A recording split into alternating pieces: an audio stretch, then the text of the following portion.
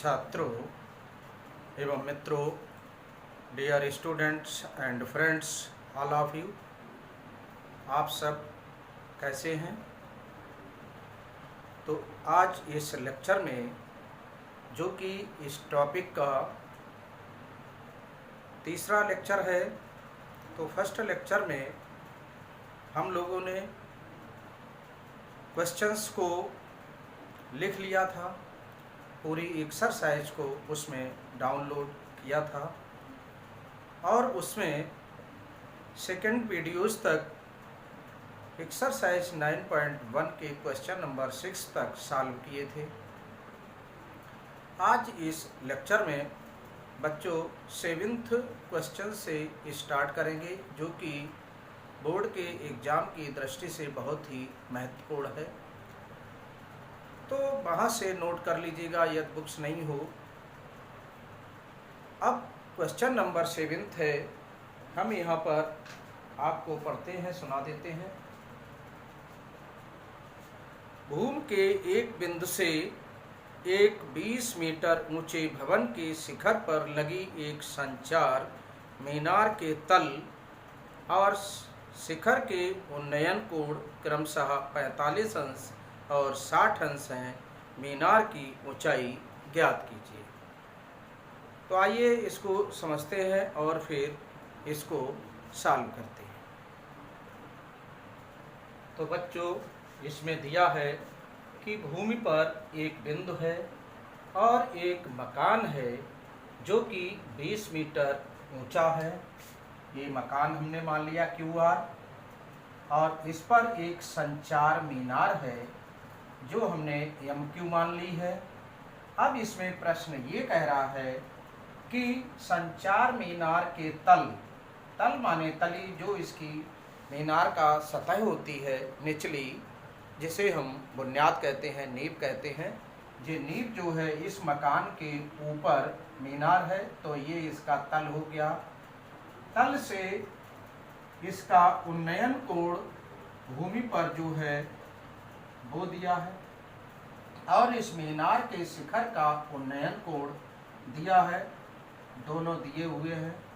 तो ध्यान रखना है कि मीनार के शिखर और तल के उन्नयन कोण जो है वो भूमि के साथ सदैव बनते हैं। यहाँ से ये और ये दिया हुआ है आपको, एक 45 अंश दिया है और एक 60 अंश दिया है। तो आप यहाँ से ध्यान से और मनोवैज्ञानिक तौर पर भी आप इसमें ध्यान रख सकते हैं कि जो कोण नीचे का है वो कम होगा।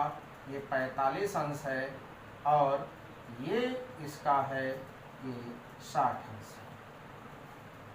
तो हमने इसमें लिखा कि माना QR मकान या भवन, और इसके ऊपर QM जो है मीनार है, जिसकी ऊंचाई हमें ज्ञात करनी है। माना मीनार की ऊंचाई H मीटर है, जिसे हमें ज्ञात करना है, और भूमि पर P बिंदु है। तो अब हमें इसका मान निकालना है MQ का। ये H मान ली हमने। तो इस टाइप से इसमें दो समकोण त्रिभुज बनते हैं, एक QRP में और एक पूरा त्रिभुज है MRP। इन दोनों में लेंगे तो हम इस H का मान निकाल सकेंगे। ये हमने PR बराबर X मीटर मान ली। अब इसको आगे कैलकुलेट करते हैं। तो यहाँ से जब भी आप सॉल्व करें तो इतना ध्यान रखना है कि उन्नयन कोण सदैव भूमि के तल से बनते हैं और जिसका उन्नयन कोण लेना है, शीर्ष को देखता है तो शीर्ष तक का उन्नयन कोण, तल को देखता है तो तल का उन्नयन कोण। इसी तरह से झंडे वाले सवाल भी होते हैं। भवन है, भवन के ऊपर झंडा लगा है, इसकी ऊंचाई भी ज्ञात करवा सकता है। इस टाइप के प्रश्न भी होते हैं। फिगर ऐसी ही बनेगी। तो आइए अब त्रिभुज लेते हैं। त्रिभुज क्यू आर पी में ये लंब है जो दिया है, ये आधार है और लंब बटे आधार आपका अनुपात क्या होता है ये आप जानते हैं। लंब बटे आधार tan होता है। इस टाइप से इसे इस त्रिभुज में देख रहे हैं कौन सा उन्नयन कोण बनता है।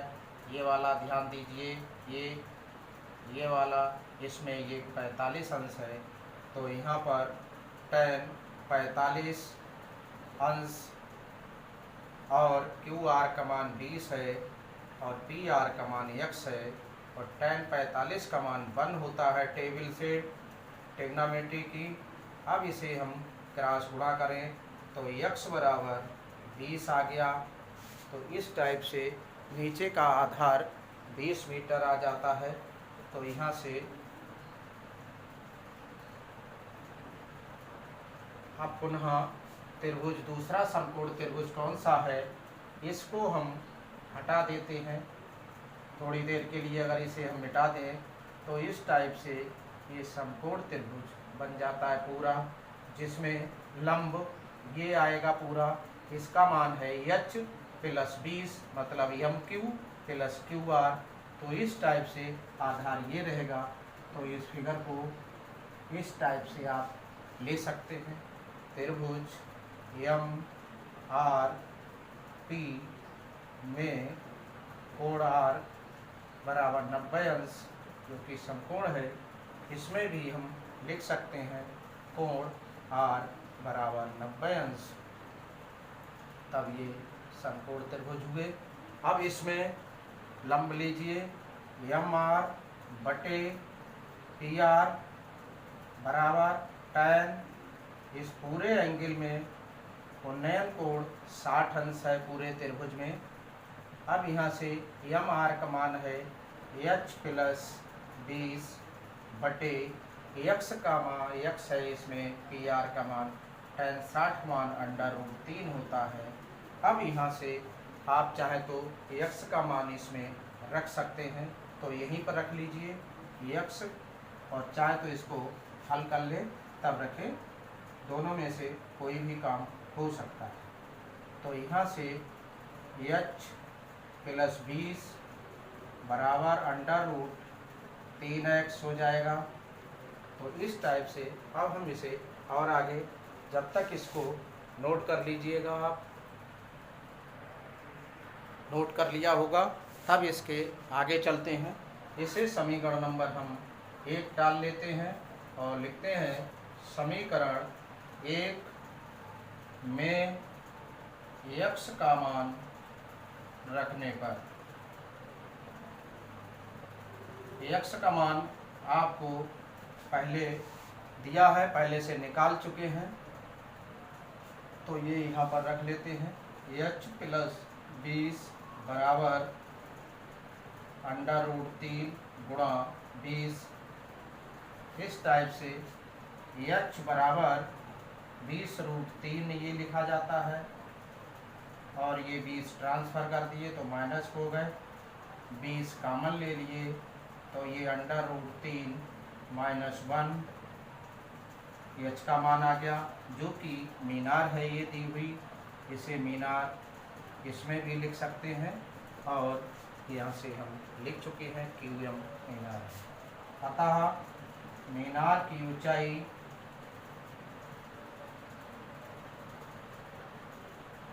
h बराबर 20 इंटू √3 माइनस 1 मीटर हो गई है। ये मीनार की ऊंचाई हो जाती है। तो इस टाइप से आपने इस सवाल को कैलकुलेट किया। अब नेक्स्ट क्वेश्चन देखेंगे, इसको नोट कर लीजिएगा।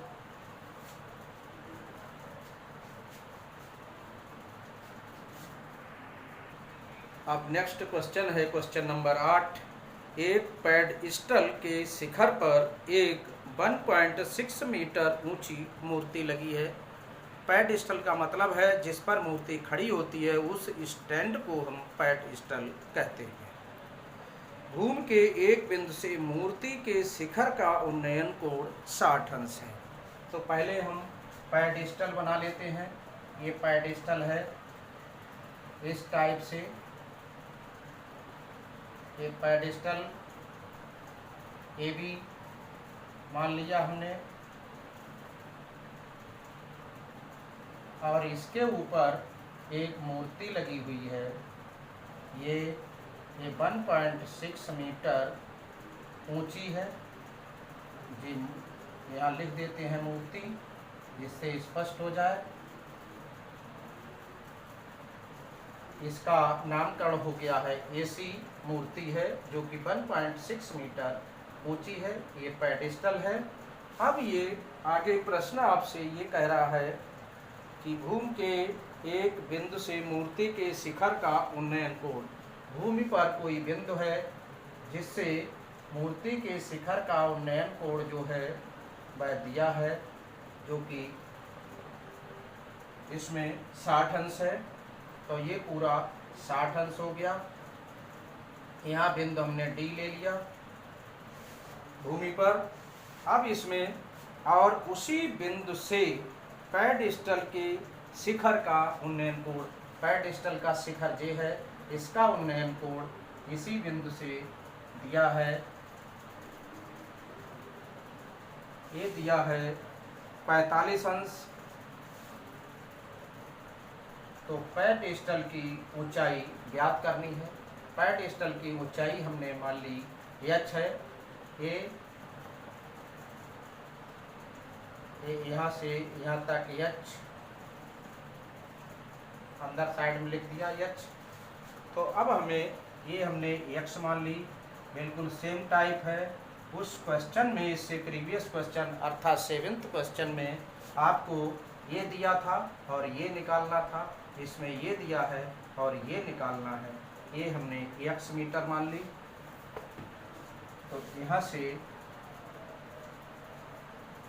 चित्र बना लीजिए और लिख लीजिए। क्वेश्चन नंबर 8 में माना CA बराबर 1.6 मीटर ऊंची मूर्ति है, और यहाँ भी फिगर में भी लिख दिया। AB पेडस्टल है,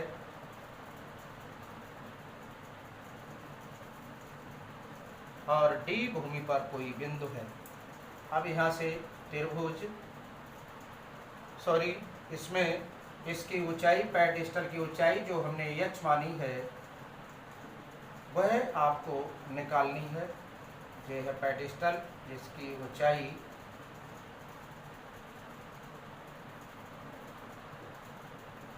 h बराबर ज्ञात करनी है। त्रिभुज ABD में, इतना छात्रों ध्यान रहे कि इसमें हमें समकोण त्रिभुज से ही कैलकुलेट करना है। जो कुछ भी कैलकुलेट करना है समकोण त्रिभुज से। तो त्रिभुज ABD में कोण B बराबर 90 डिग्री हो गया। तो ये लंब है AB बटे BD। हमें जो भुजा ज्ञात करनी है और जो दी है उनमें संबंध लगाते हैं, और हमें जो अज्ञात है उसको कैलकुलेट कर लेते हैं। तो ये आ गया tan 45 है इस एंगल में, इस त्रिभुज में tan 45 का मान 1, AB का मान h है, BD का मान x है। अब यहाँ से x बराबर h हो जाएगा। समीकरण 1। आप त्रिभुज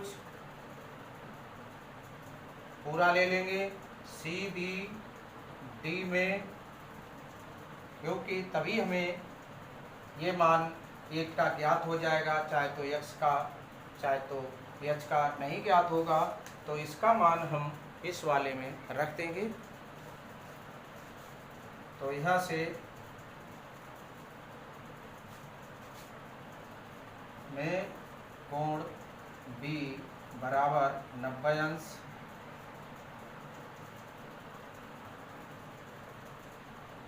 इस टाइप से। अब त्रिभुज इसमें बात करते हैं, जे सी बी लेंगे, सी बी जो है वो सी ए प्लस ए बी के बराबर है, तो बी सी बटे बी डी बराबर tan।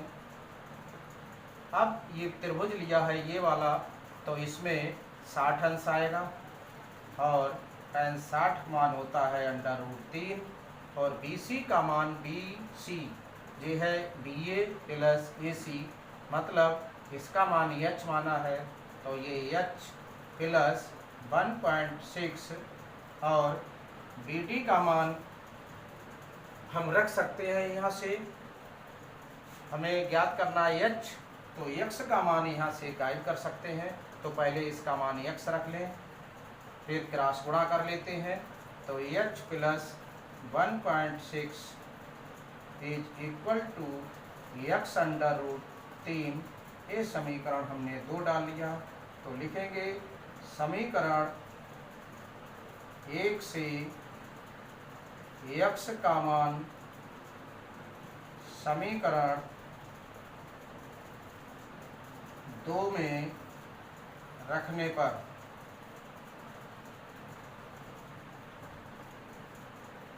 तो यहाँ से आप मान रख सकते हैं। इसमें x का मान h है, तो h प्लस 1.6 बराबर h √3, यहाँ x का मान रख दिया हमने।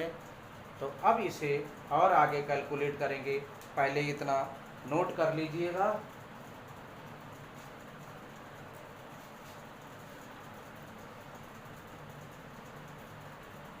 तो इसको हम यहाँ से कैलकुलेट कर लेते हैं। ऊपर यहाँ पर, तो यहाँ से h को इधर ले जाते हैं, या हम इस टाइप से लिख सकते हैं कि h √3 बराबर h प्लस 1.6, और h को इधर ले जाते हैं, तो h √3 माइनस h बराबर 1.6। अब यहाँ से h कॉमन ले लेते हैं, और यहाँ आएगा √3 माइनस 1 बराबर 1.6। अब यहाँ h बराबर 1.6 अपान √3 माइनस 1। ये आपके पास इतना आ गया है, इतना नोट कर लीजिए। इसके बाद और सिंपलीफाई करेंगे तो हमें आंसर मिल जाएगा, नोट कर लीजिएगा। अब नेक्स्ट स्टेप में h is equal to denominator, अर्थात हर में √3 है, इसको √3 को हटाना है, इसके चिन्ह को हटाना है वर्गमूल के, जिसे हम कड़ी का चिन्ह कहते हैं। तो इसके हर के संयुग्मी से मल्टीप्लाई कर देंगे, संयुग्मी प्लस होता है, संख्याएं यही रहती हैं, और इसमें डिनोमिनेटर और न्यूमरेटर दोनों में मल्टीप्लाई होती है एक ही पद से, संख्या से, जिसे कहते हैं √3 प्लस 1 से। तो ये 1.8 इंटू √3 प्लस 1 अपान, इसका वर्गांतर आ जाएगा √3 का वर्ग और -1 का वर्ग। a minus B, a plus B का सूत्र होता है a square minus B square. अब यहाँ 1.6 था, यट लिख गया, 1.6 इंटू √3 प्लस 1 अपान, यहाँ 3 माइनस 1, और ये बन गया 1.6 इंटू √3 प्लस 1 अपान 2, और 2 से हम यहाँ डिवाइड कर देंगे। तो यहाँ एक में भाग नहीं लगा, दशमलव लगा है, तो पहले दशमलव लगा लेंगे और 8 हो जाएगा, ये इससे कैंसिल हो जाएगा। इस तरह से ये मान आ गया है 0.8 इंटू √3 प्लस 1। तो यहाँ आंसर लिखेंगे, अतः पेडिस्टल की ऊंचाई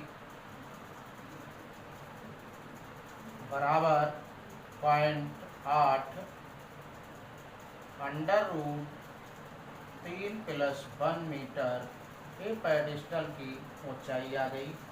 अब हम लोग नेक्स्ट क्वेश्चन को सॉल्व करेंगे, इसे नोट कर लीजिएगा।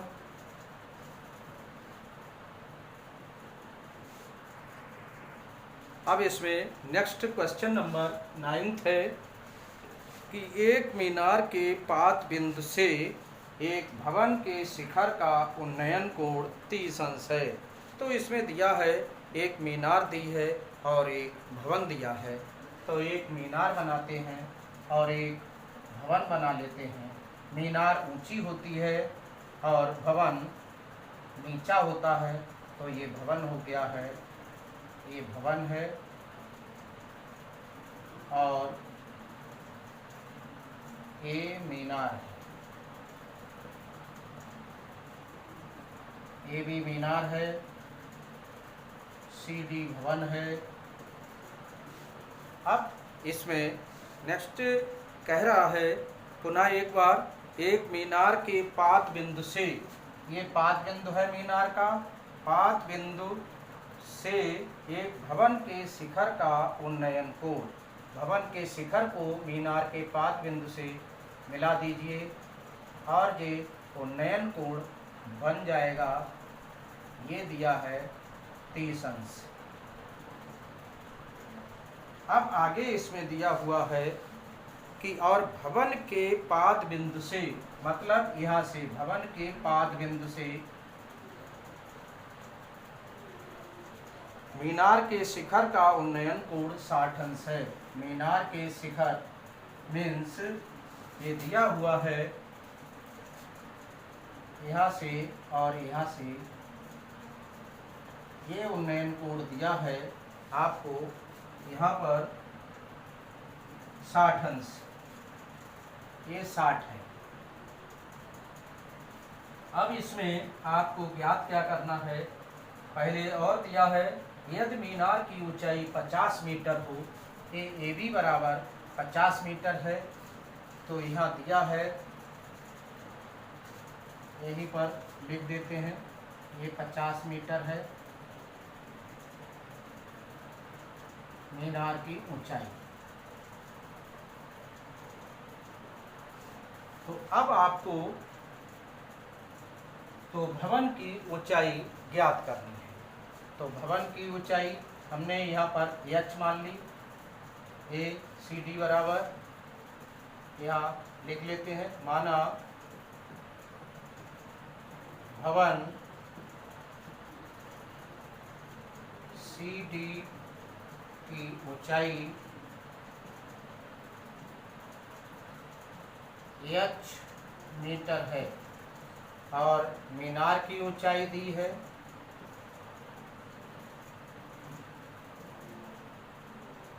की ऊंचाई एक ज्ञात है बराबर 50 मीटर। अब हम C से BD के समांतर रेखा खींच देते हैं, डॉटेड, यहाँ लिखेंगे BD समांतर CE खींची, ये E बिंदु हो गया, CE खींची, तब CD बराबर हो जाता है BE, CD बराबर EB या BE, और ये बराबर हो जाती है h मीटर। तब AE बराबर हो जाएगी AB माइनस BE बराबर 50 माइनस h मीटर। ये पूरी 50 है, ये h हो गई है, जितनी JH दी है उतनी ही JH है, JH ये भी h है, ये D है, h और यहाँ पर BE समांतर DC है, तब CE बराबर BD हो जाएगी। और ये हमने x मीटर मान ली ये वाली, तो ऊपर भी x मीटर हो जाती है। ये x मीटर हो गई यहाँ से यहाँ तक। अब आपको आसानी हो जाएगी h का मान निकालने में। तो त्रिभुज ज्ञात है कि आप ले सकते हैं कौन सा त्रिभुज और कौन सा नहीं।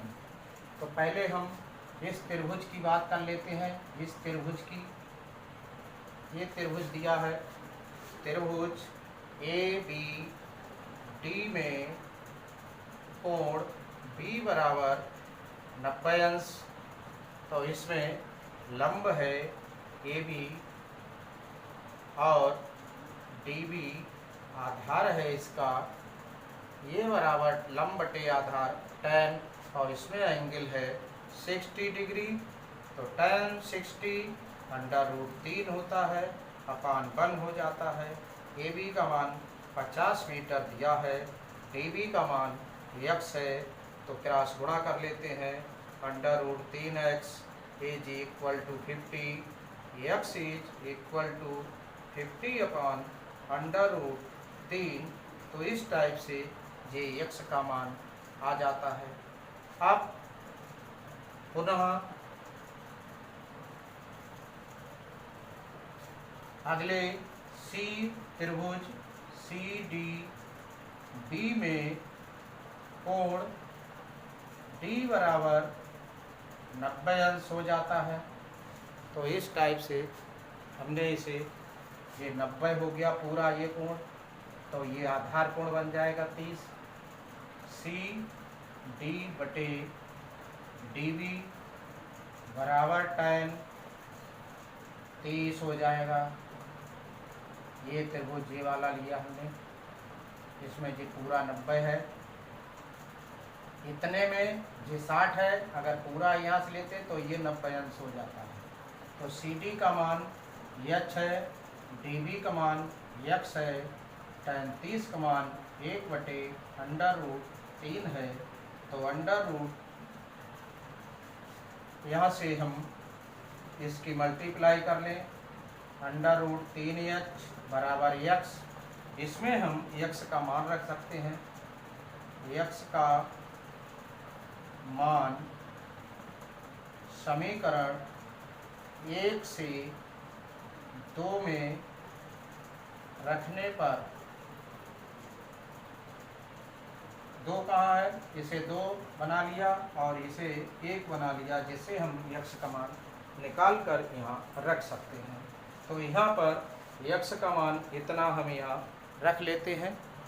तो यहाँ पर √3h बराबर 50 बटे √3, इस टाइप से अब h का मान निकाल लेते हैं। तो यहाँ पर, यहाँ से नोट कर लीजिएगा कि h का मान निकालेंगे हम, तो इसके साथ में जो √3 है वो यहाँ भागफल में आ जाएंगे। 50 अपान √3 इंटू √3, और ये हो गया 50 बटे 3, और इसे भाग लगा दिया तो ये हो गया है 16 सही 2 बटे 3 मीटर। इस प्रकार हमारा ये सवाल सॉल्व हो गया। अब आंसर लिख देते हैं। अतः भवन की ऊंचाई